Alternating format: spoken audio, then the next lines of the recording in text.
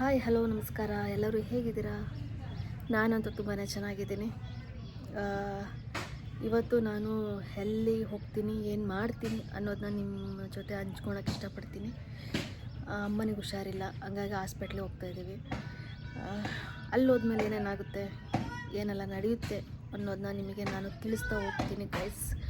ಬನ್ನಿ, ನಾನು ಇವಾಗ ಹೊರಡ್ತಾ ಇದ್ದೀನಿ. ಅಮ್ಮನೂ ಕೂಡ ಹೊರಡ್ತಿದ್ದಾರೆ.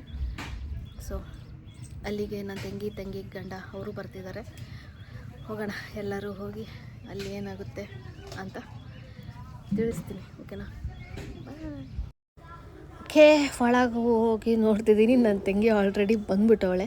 ನಮ್ಮ ಇದನ್ನ ಅಲ್ಲೇ ದಾವಣಗೆರೆಯಲ್ಲೇ ಇದ್ದಾರೆ. ಇವಾಗ ನಾವು ಹೋಗ್ತಾ ಇದ್ದೀವಿ, ಅಮ್ಮ ನಾನು ಕೂಡ.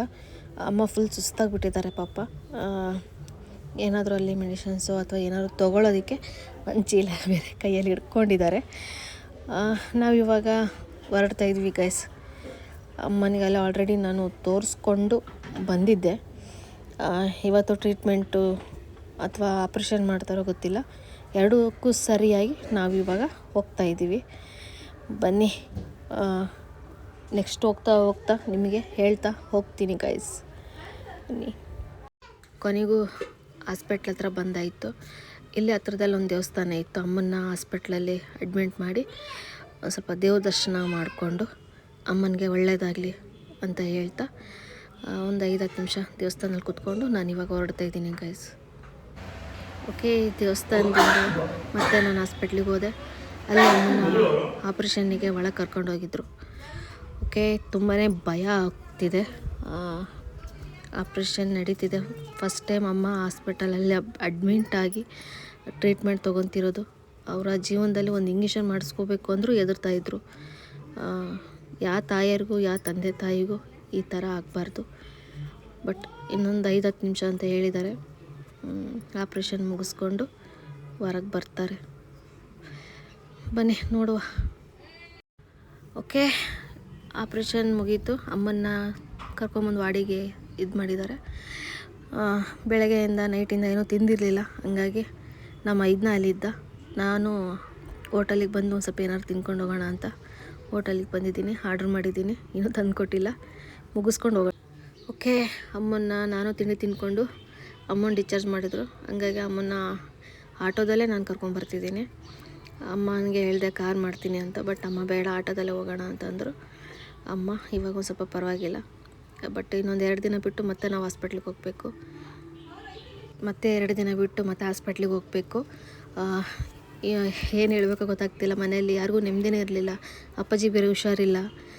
ಮನೆಯಲ್ಲಿ ಯಾರೂ ಊಟ ಸಮೇತ ಮಾಡಿರಲಿಲ್ಲ ನಿನ್ನೆ ಬೆಳಗ್ಗೆಯಿಂದ. ಸಿಕ್ಕಾಪಟ್ಟೆ ನಮ್ಮ ಮನೆಯಲ್ಲಿ ಎಲ್ಲರೂ ಸುಸ್ತಾಗ್ಬಿಟ್ಟಿದ್ದಾರೆ.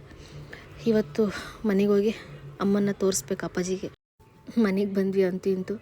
ಅಪ್ಪಾಜಿ ಅಮ್ಮನ ನೋಡಿದ ಮೇಲೆ ಒಂದು ಸ್ವಲ್ಪ ಸಮಾಧಾನ ಆದರು, ಅದೇ ಖುಷಿ. ನೋ ಕಮ್ಮಿ ಆಗೈತಾ? ಈಗ ಇಂಜೆಕ್ಷನ್ ಮಾಡ್ಯಾರಲ್ಲ. ಅಮ್ಮೋ ಅಮ್ಮೋ, ಹಾಯ್ ಅಮ್ಮ, ಓಡಲೆ ಚುಬ್ಬಿ ಸುಬ್ಬಿ ಮೊಮ್ಮ ತಿಂದೆ?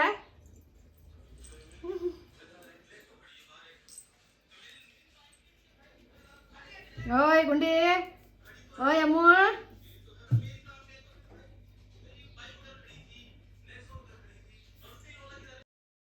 ಓಕೆ, ಅಮ್ಮನಿಗೂ ಒಂದು ಸ್ವಲ್ಪ ನೋವಿದೆ. ಓಕೆ, ಮತ್ತು ನಾಳೆ ಹೋಗ್ಬಿಟ್ಟು ನಾಳೆ ನಾನು ನಡೀತಾ ಹೋಗಿ ಇಂಜೆಕ್ಷನ್ ಮಾಡಿಸ್ಕೊಂಬರೋಣ. ಬರುವಾಗ ಒಂದು ಸ್ವಲ್ಪ ತಿಂಡಿ ತಿನ್ಕೊಂಬಂದಿದ್ದೆ. ನಮ್ಮ ತಂಗಿ ಬರೋದ್ರೊಳಗೆ ಮತ್ತು ಅವಲಕ್ಕಿ ಮಾಡಿದ್ರು. ಅಲ್ಲೇ ನಾವು ಮನೆಗೆ ಬರೋಷ್ಟೊತ್ತಿಗೆ 3:30 ಆಗಿತ್ತು. ತಿಂದು ಸ್ವಲ್ಪ ಟೀ ಕುಡಿದು ಸ್ವಲ್ಪ ರೆಸ್ಟ್ ಮಾಡೋಣ. ರೆಸ್ಟ್ ಮಾಡಿದ ಮೇಲೆ ಮತ್ತೆ ನಿಮಗೆ ನಾನು ಸಿಗ್ತೀನಿ. ಓಕೆ ಗಾಯ್ಸ್, ಇವಾಗ ಸಂಜೆ 6 ಗಂಟೆ ಆಯಿತು. ಅಮ್ಮನ್ನ ಕರ್ಕೊಂಡು ಸ್ವಲ್ಪ ರೆಸ್ಟ್ ಮಾಡಿ ಇವಾಗ ಎದ್ದೆದ್ದು ಹೊರಗೆ ಬಂದಿದ್ದೀವಿ. ಇನ್ನೂ ಟೀ ಆಗಿಲ್ಲ. ನಿಮ್ಮದೆಲ್ಲರದ್ದು ಟೀ ಆಯಿತಾ? ಓಕೆ, ಅಮ್ಮನಿಗೆ ಏನಾಗಿತ್ತು ಏನು ಅಂತ ನೀವು ಯಾರಾದರೂ ಕಮೆಂಟ್ ಮಾಡಿದರೆ ಮಾತ್ರ ನಾನು ತಿಳಿಸ್ತೀನಿ. ಇವಾಗ ಅಮ್ಮ ಮಾತ್ರ ಚೆನ್ನಾಗವ್ರೆ. ಅದೇನೋ ಅಂತಾರಲ್ಲ, ದೇವ್ರ ಆಶೀರ್ವಾದ. ಬೇಗನೆ ಅಮ್ಮನ ನಾವು ಹಾಸ್ಪಿಟ್ಲಿಗೆ ಕರ್ಕೊಂಡು ಹೋದ್ವಿ. ಅಲ್ಲಿ ಟ್ರೀಟ್ಮೆಂಟ್ ಕೊಟ್ಟ ತಕ್ಷಣ ಅಮ್ಮ ಸ್ವಲ್ಪ ರಿಕವರ್ ಬೇಗ ಆದರು. ಹಂಗಾಗಿ ಡಾಕ್ಟರ್ ಆಗಿರ್ಬೋದು, ಅಲ್ಲಿ ನಮ್ಮ ರಿಲೇಟಿವಲ್ಲಿ ನಮ್ಮ ಸಂಬಂಧಿಕರು ಅಷ್ಟರು ಅಲ್ಲೇ ಹಾಸ್ಪಿಟ್ಲಲ್ಲಿ ಕೆಲಸ ಮಾಡೋದು ಹೈಟೆಕ್ಕಲ್ಲಿ. ಹಂಗಾಗಿ ಅವರೆಲ್ಲರೂ ಹೇಳಿದರು, ಇಲ್ಲ ಏನೂ ಆಗೋಲ್ಲ, ಡೈಲಿ ಅಪ್ ಆ್ಯಂಡ್ ಡೌನ್ ಮಾಡಿ ಒಂದು 4 ದಿವಸ ಟ್ರೀಟ್ಮೆಂಟ್ ತೊಗೋಬೋದು, ಮನೆಯಲ್ಲೇ ರೆಸ್ಟ್ ಮಾಡಲಿ. ಆಸ್ಪತ್ರೆ ವಾತಾವರಣ ಕೆಲವ್ರಿಗೆ ಹಿಡಿಸಲ್ಲ, ಮತ್ತಷ್ಟು ಸುಸ್ತಾಗಿಬಿಡ್ತಾರೆ, ಭಯ ಆಗ್ತಾರೆ ಅಂತ ಅಲ್ಲಿ ನಮ್ಮ ಅಕ್ಕ ಅವರೆಲ್ಲ ಹೇಳಿದರು. ಅದಕ್ಕೆ ಮನೆಗೆ ನಾವು ಡೈರೆಕ್ಟಾಗಿ ಕರ್ಕೊಂಬಂದ್ವಿ. ಯಾಕಂದರೆ ಅಮ್ಮ ಹುಟ್ಟಿದಾಗಿಂದನೂ ಒಂದು ಇಂಜೆಕ್ಷನ್ ಮಾಡಿಸ್ಕೊಳೋಕ್ಕೂ ಭಯ ಪಡ್ತಾಯಿದ್ರು, ಬರೀ ಮಾತ್ರೆ ನುಂಗ್ತಾಯಿದ್ರು. ಫಸ್ಟ್ ಟೈಮ್ ಹಾಸ್ಪಿಟ್ಲಲ್ಲಿ ಅಡ್ಮಿಟ್ ಆಗಿ ಆಪ್ರೇಷನ್ ಮಾಡಿಸ್ಕೊಂಡು ಬಂದಿರೋದು. ತುಂಬಾ ಅಳ್ತಾಯಿದ್ರು. ನಮ್ಮ ಮನೇಲಿ ಎಲ್ಲರಿಗೂ ಒಂಥರ ಭಯ ಸ್ಟಾರ್ಟ್ ಆಗೋಗಿತ್ತು. ಏನೇ ಅನ್ನಿ